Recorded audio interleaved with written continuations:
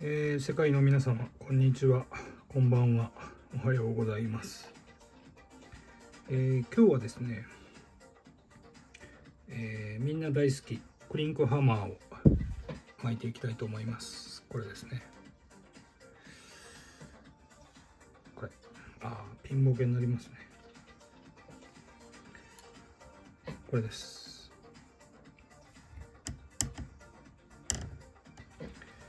で、ク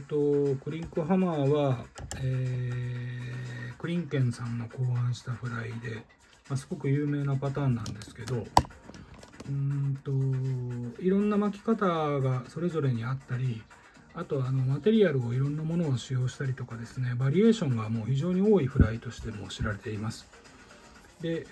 今日巻くのはですね、ちょっと大型、一般的に言われているものよりも大型のものをちょっと巻いていきたいと思います。フックはですね、ちょっと珍しいフックを使います。見えるかな、ガマカツの C123HBV という、縦アイの、フックです。こういうフックになります。で、これ本来はですね、管理釣り場のエッグフライとかに使われるフックなんですけど、こうアイが非常に大きめに設定されておりまして結びやすいというところで、これの11番を使って、巻きたいと思います。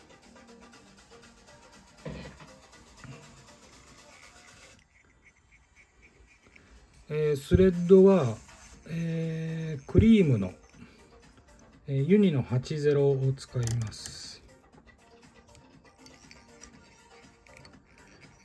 下巻きをしましてですね、で、リブを取り付けます。リブはですね、これも何でもいいんですけど、今日は、ラスティブラウンの、60のスレッドをリブに使いたいと思います。で、基本的にですね、クリンクハマーというのはこうハックルを起点にしてこんな感じでこうぶら下がるデザインになってるもんですから、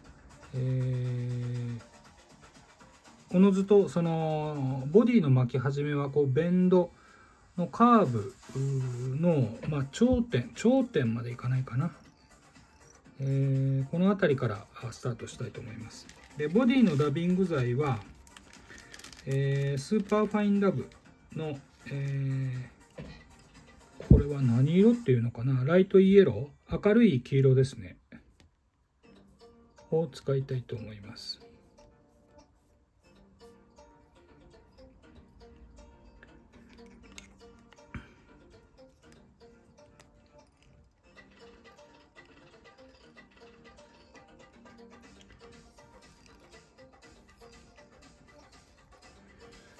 で、ボディはですね、ご存知のようにと言いますか、テイルから、テーパーをつけた形で、作っていきます。で、私の記憶間違いだったら申し訳ないんですが、確かもともとクリンクハマーというのはですね、カディスの、イマージャーといいますか、なんというのかな、カディスがハッチする寸前を、模して、デザインされたフライじゃなかったかなと、記憶しておりますが、このフライですね、実はメイフライのハッチにも対応する非常に汎用性の高いフライでありまして、特にブラインドハッチが起こっているようなところであるとか、明確なハッチがわからないけれども魚がライズしているよというような時にですね、サーチフライとして、使ってみるのもいいんじゃないかなというふうに思います。こんな感じでボディにテーパーをつけて巻いていきます。次にリブを巻きます。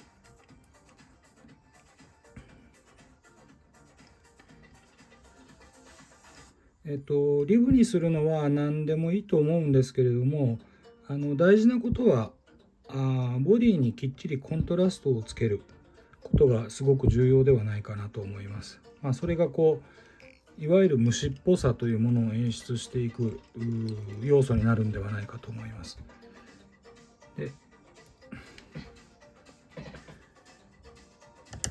で次にインジケーターをつけます。インジケーターは、エアロドライウィングのファインの、蛍光グリーンですね。ちょっとナンバーまで覚えてないんですが、こちらを使います。でフックサイズが大きいので通常でしたらこれ、半分ぐらいに分けて使ったりするんですけど、今回はこのまま1本を使います。フックの下からかけて2つ折りにします。で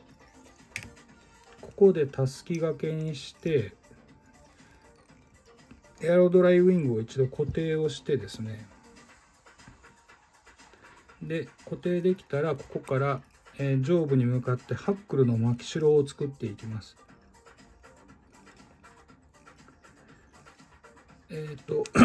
以前はこの時に瞬間接着剤をスレッドにつけてですね固定したりもしてたんですけれども、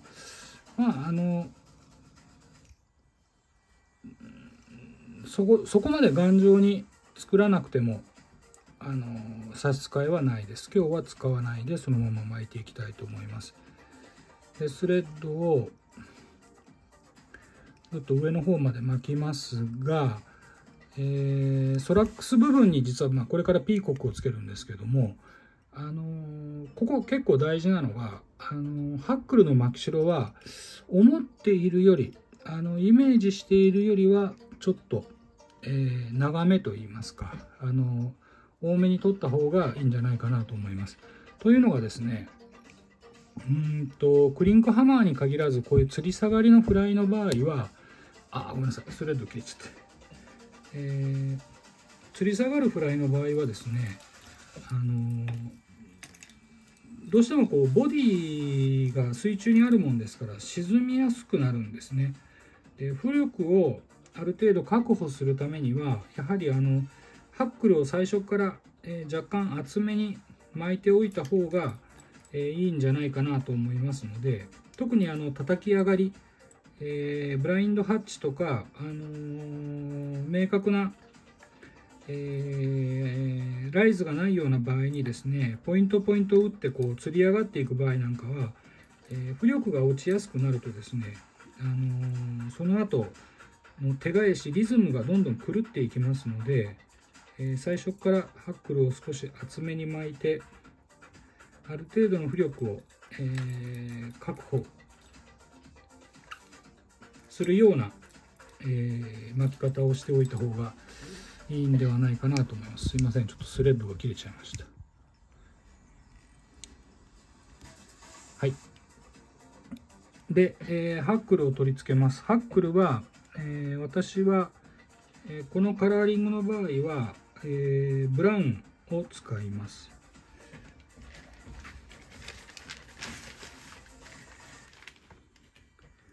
ハックルの色はですね例えば虫っぽいまだら模様を生かしたいんであればグリズリー系のハックルを使ってもいいと思いますし、より透明感を出したいんであればブルーダン系の、ハックルを使ってもいいんじゃないかなというふうに思います。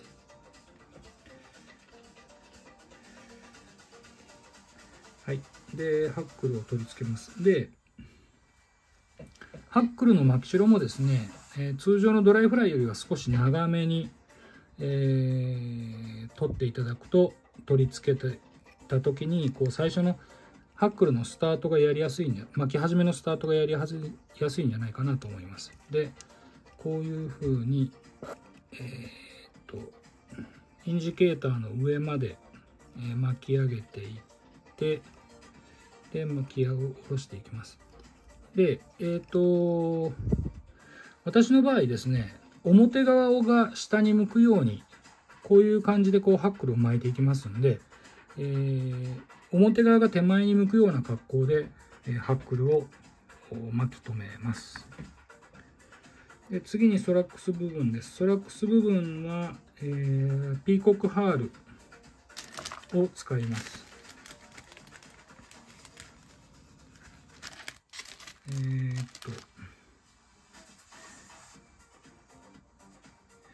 ピーコックハール2本ですね。2本も取り付けます。で、こ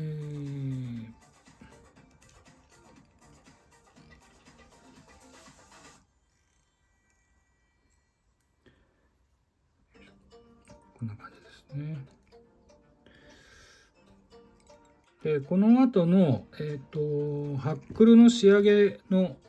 ことも考慮してですね、一度インジケーターにくるっと回して手前に持ってきておきます。で、ソラックスのピーコックを巻いていきます。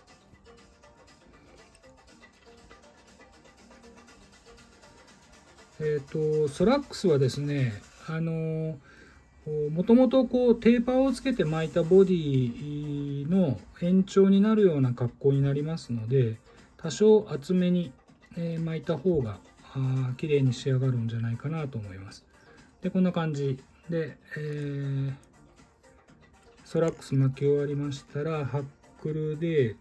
ごめんなさいスレッドでインジケーターに1回転して止めます。はい。でこの後、ハックルを、巻き下ろしていきます。で見ていただいたら分かるように、ピーコックを使っているというせいもあるんですけれども、あれだけ巻き代を取ってもまだこれだけしか残っていません。でこれをですね、上からきっちり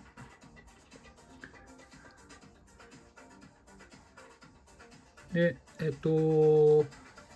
ういった吊り下がりのフライのハックルの場合はですね、イメージよりやはり厚く巻いた方がいいです。厚く巻いた方がより浮力を確保できます。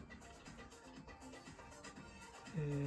んな感じですね。これで7回転8回転かな。でインジケーターに沿わせてハックルを巻きます。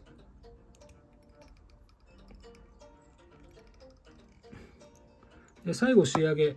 ーフヒッチで愛に止めてもいいんですけど、私の場合はですね、ウィップフィニッシャーを使って、インジケーターに直接、フィニッシュをします。止め方はいろいろあっていいと思います。私は、よりしっかり、止まるんじゃないかなと思って、この止め方をよくやります。いいよ。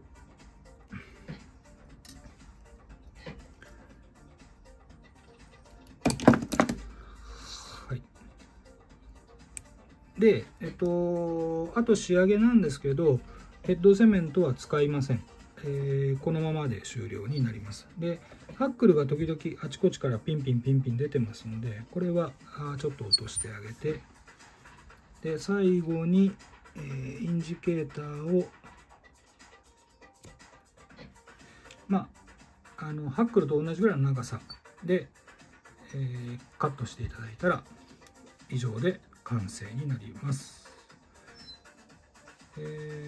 カラーリングはもういろいろ様々やります。ブラウン系のものも巻きますし、ライトグリーン系のものも巻きます。はい、こんな感じですね。はい、こんな感じです。はい、以上です。巻いてみてください。